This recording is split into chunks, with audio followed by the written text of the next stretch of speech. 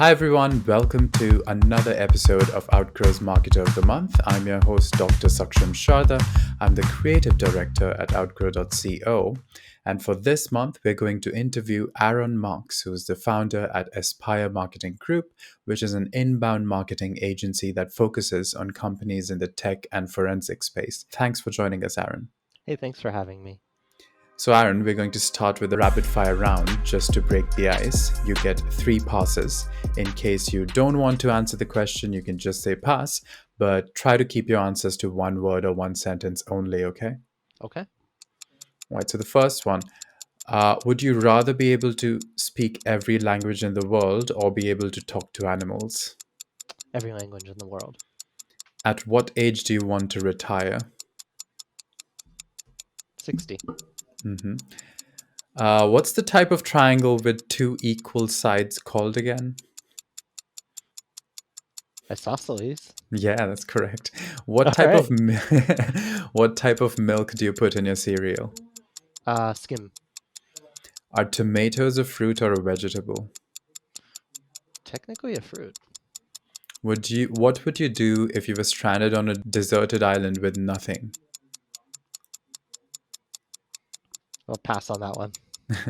What is something that people often get wrong about you? Oh, I'll go with a little talkative. When are you the most productive? Late at night. What's something you could eat for a week straight? Thai food. An idea or ideology that you live by? Doing right by the customer. What advice would you give your younger self? Don't take everything quite so seriously. What's the first thing you notice about someone when you meet them?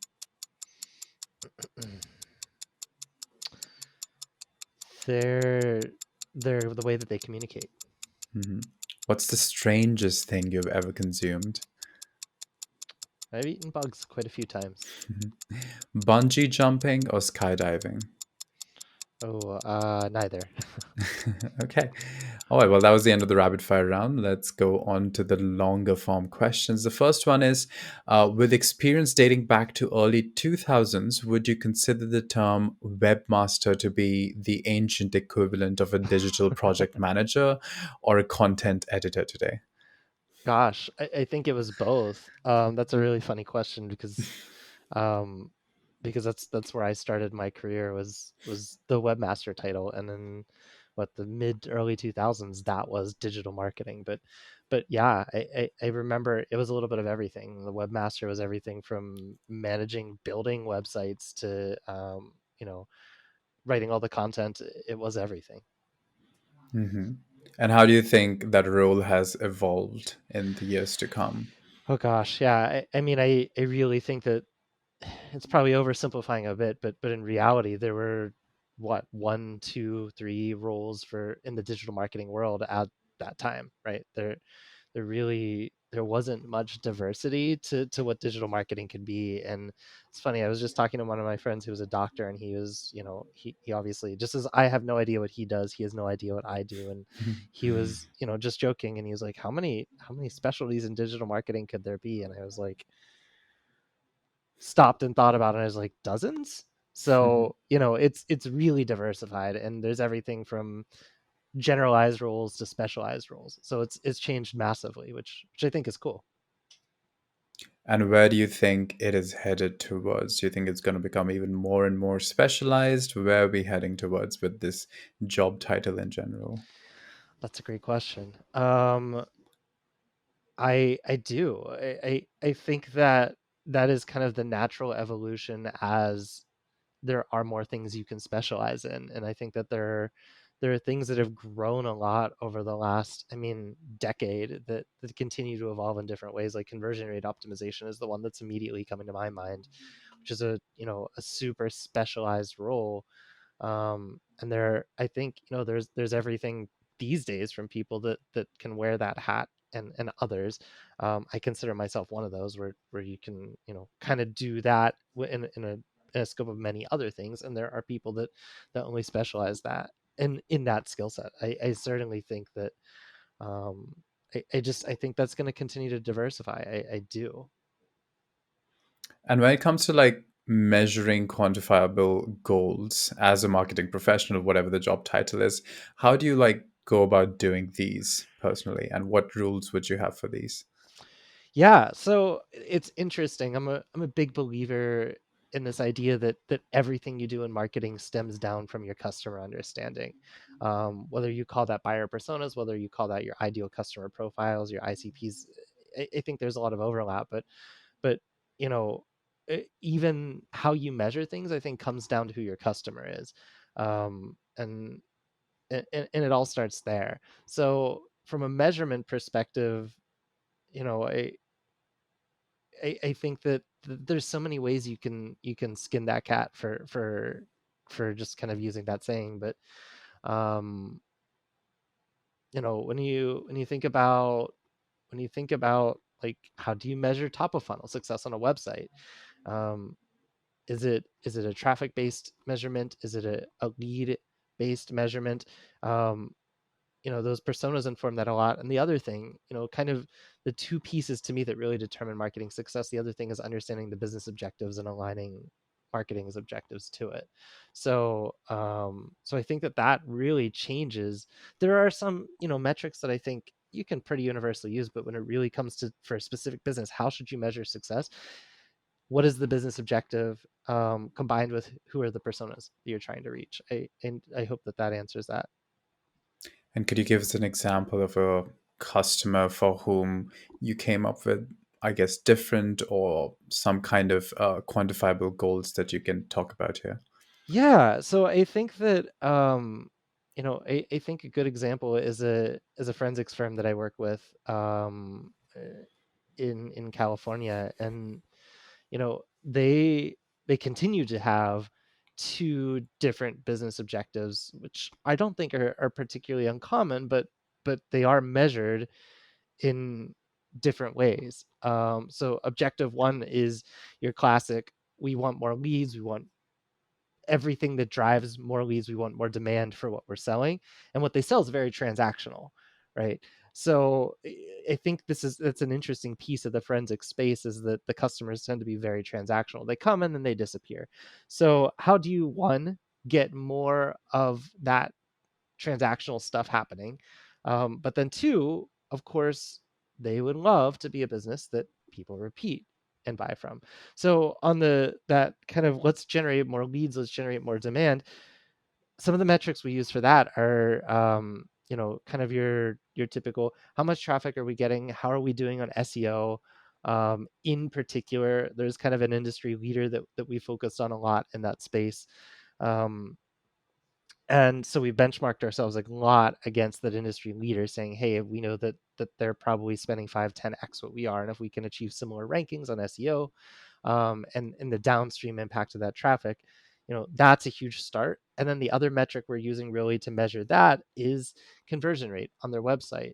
So when we started working together, you know, I'm going to estimate that I think it was about 1 in 200, so about half a percentage of their visitors were turning into leads into their system, into their CRM, and um, you know, that's not uncommon when a business hasn't put a lot of thought into that, a lot of thought into how do you build an engine on your website that drives leads and converts them into um, you know, into into actually being leads in your database, I guess, right? From, hey, I'm anonymous and I'm browsing, to, hey, I'm actually a named person that you can target. So over time, we've brought that up to over 2%. And I think that that's, you know, one measurement of success is, hey, you're getting more visitors to the website and you're converting 4 times as many. That's a huge change as far as the total universe of prospects that you have. The second half of that is the, you know, retaining existing customers. And so things that we're using to measure that range from like customer satisfaction metrics like net promoter score. We brought that in and started measuring that on a regular basis, um, and using net promoter score to inform, hey, if you love us, if you're a promoter, let's make sure that we're proactively asking you for reviews and asking you for um, you know, testimonials, referrals, even all of that kind of stuff. So that's one of those really kind of key metrics that we've used to measure that is customer satisfaction, and also just, rate of return over a 12-month period. How many of them are returning, and do we have campaigns that are effective that increase that percentage of people that are coming to do return business? Because this really is traditionally a customer base that they've seen once every few years. And so, everyone pretty much knows that the cost of retaining and getting more business from an existing customer is significantly lower with virtually every business than it is to acquire a new customer. So, measuring two different things in two different ways, some traditional measurements and some things that I think were pretty new for their business. But do you think that the primary goal should be to establish relationships with your target audience? And if yes, how would you advise upcoming marketers to master this step? Yeah, I think I've actually been in roles, and I think that one of the biggest risks of marketing is to be in a role where you just start making assumptions about your customers. Um, I have before I started Aspire 2 years ago, give or take just a little bit, I I spent the prior decade or so in house, and I had in house roles that were extremely customer facing, and I had in house roles where, I basically, I was a corporate, and didn't have that touch. And I absolutely think one of the most important things for a marketer to do is to make sure that they feel close to the customer. Um, that all starts with doing buyer persona work, but the problem with buyer persona work is that it can't just be based on in-house knowledge, right? There has to be that element of getting out, actually talking to customers, or at least actually talking to customers. In this day and age, getting out may mean what we're doing here, essentially. But you know making decisions without understanding your customers is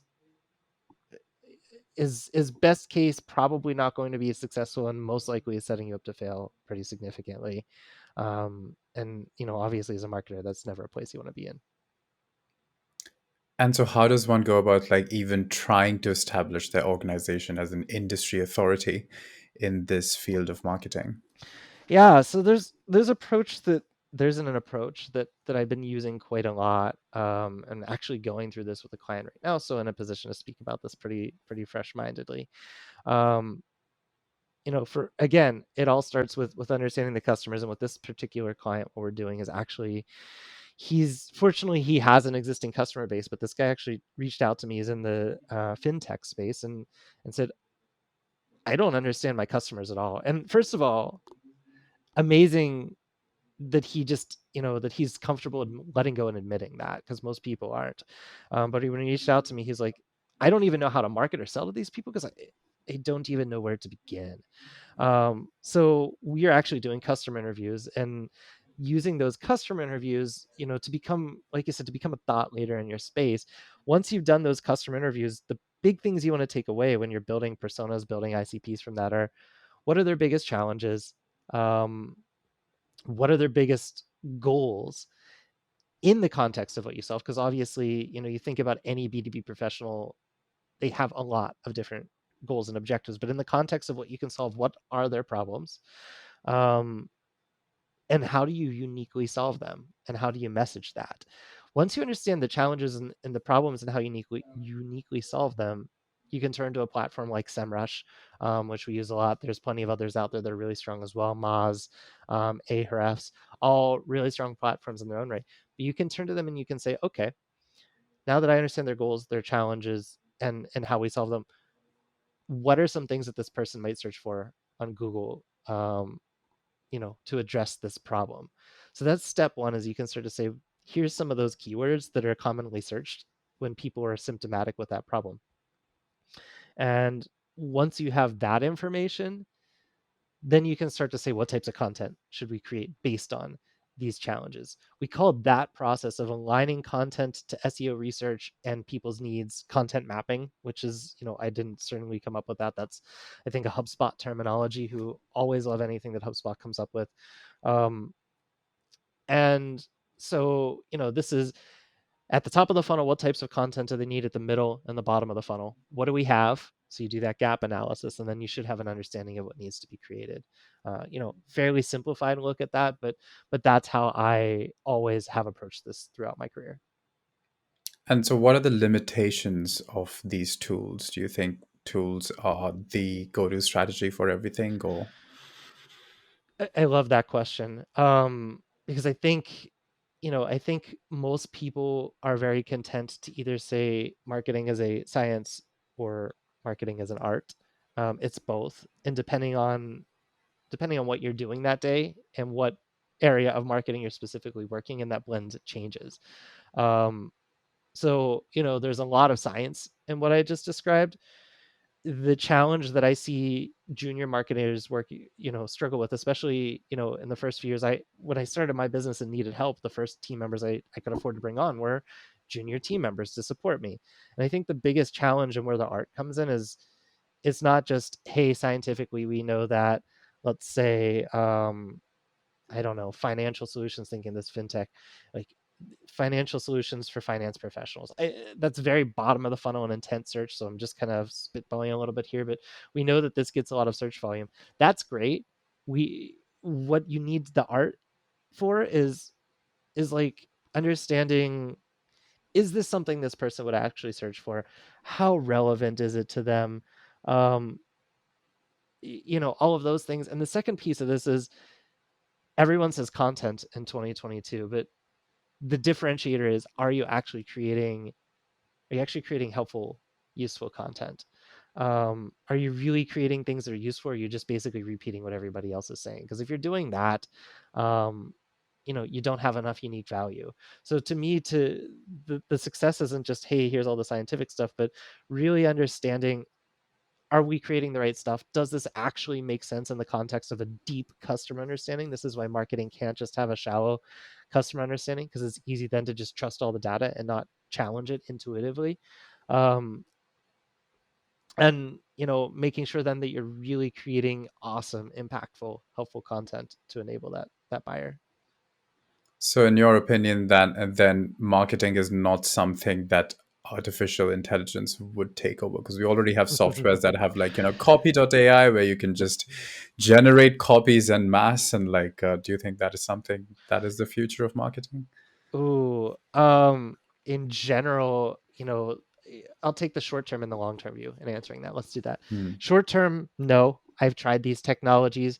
Um, I've even tried to just improve my copy with it, and I've struggled a lot. Very familiar with a couple of those because I actually have used them, and I don't know that they're there yet. I think the short term, I'm less concerned than I probably was even a few years ago about that threat that AI brings for to the marketing trade. Uh, all of these copy based things, just they seem to my sense is they read pretty artificially.